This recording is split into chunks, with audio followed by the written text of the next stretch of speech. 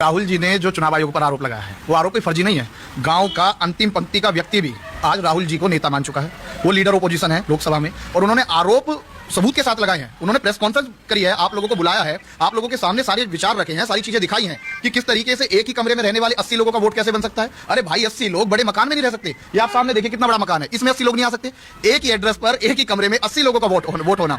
कई कई जगह तो फादर नेम में DOYO बड़े इंटरेस्टिंग नाम उन्होंने देखने को मिले। मैंने पूरी प्रेस कॉन्फ्रेंस देखी है। वो तो उन्होंने एटम बम फोड़ने के लिए जो कहा था वो तो उन्होंने फोड़ा ही, लेकिन इसकी जानकारी, इसकी सूचना और इसकी भनक कि ये लोग ऐसा कर रहे हैं। जहां वोट चोरी से जीतना होता है वहां वोट चोरी करते हैं। जहां इन्हें लगता है कि कहीं समाजवादी पार्टी का कार्यकर्ता हो या कांग्रेस का कार्यकर्ता हो, यानी कि इंडिया गठबंधन, इंडिया अलायंस से जुड़ी हुई किसी भी पार्टी का कार्यकर्ता हो, यदि वो सजग है, मजबूत है, वो वोटर लिस्ट चेक कर रहा है, वो वोट चोरी नहीं होने देगा, वहां पर बूथ कैप्चरिंग करा लेते हैं, उनके घरों पर लाठी डंडे बरसाते हैं।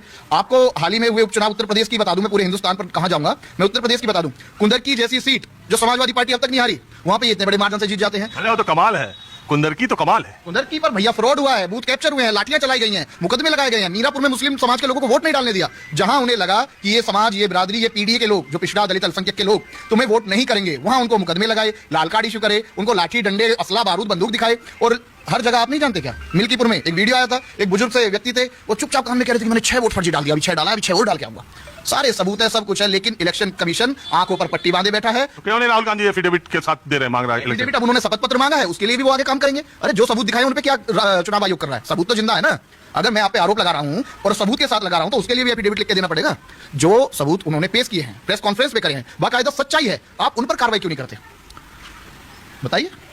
लोग कहते हैं इसी तरह ईवीएम पे पहले कहा, लोग कहते तो ईवीएम पे इलेक्शन कमीशन ने बताया कि आओ हमको डेमो दिखाओ कैसे चोरी हो सकती है ईवीएम की, बताओ। तब तो कांग्रेस का, विपक्ष का कोई नेता गया नहीं। अब जब चुनाव हारने की इतने दिनों के बाद जब जो अपील का टाइम होता है वो बीत गया, अब जब जो इलेक्शन पिटीशन दाखिल की जाती है उसका समय भी बीत रहा। आप इलेक्शन पिटीशन कोर्ट में जाकर दाखिल कर सकते हैं, मान लीजिए उसका रास्ता अभी भी खुला हुआ है। अब आप एक अपना, जैसे उन्होंने कहा किरण रिजिजू ने कि किसी एनजीओ ने कोई स्टडी की होगी, मसाला दे दिया और राहुल गांधी को ये उसी का मसाला लेके पढ़ रहे हैं। तो उस मसाले को आप भी क्यों नहीं चेक कर लेते? इसमें कितनी सच्चाई है, कितना झूठ है, उन्होंने सबूत पेश कर दिए, आप उनकी जांच कराइए। क्या कि एक ही कमरे में 80 वोट हो सकते हैं?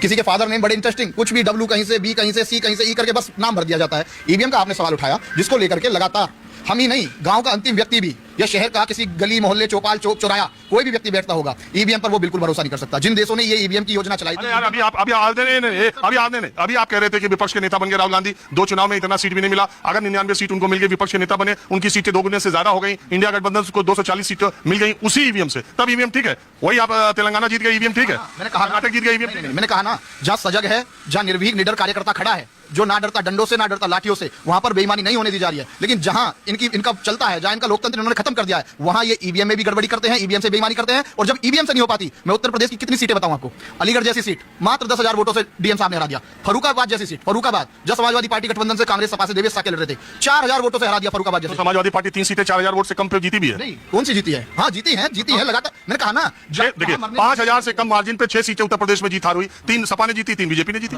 मेरी बात सुनिए, जहां सजग है, जहां निर्भीक निडर लोग खड़े हैं, जो ना डरते हैं। अब आप ये भी कह सकते हैं कि क्या फरुखाबाद जैसी सीट पर निडर नहीं थे? लेकिन भैया उन्होंने बेईमानी करके 4,000 वोटों से हरा दिया। आप बताइए, मेरठ जैसी सीट अरुण गोविल जी जीत गए 10,000 वोटों से। तो पिछली सीट भी तो 6,000 वोट से बीजेपी ने, अग्रवाल साहब जीते थे मेरठ। वो सब जानते हैं, जो उनके सामने लड़ रहे थे, याकूब कुरैशी जी, उनके पीछे पता नहीं कैसी कैसी जांचें, कैसी कैसी पुलिस लगा रखी है, और उनकी सारी कंपनी, फैक्ट्री बंद, उनको जेल का डर दिखाया।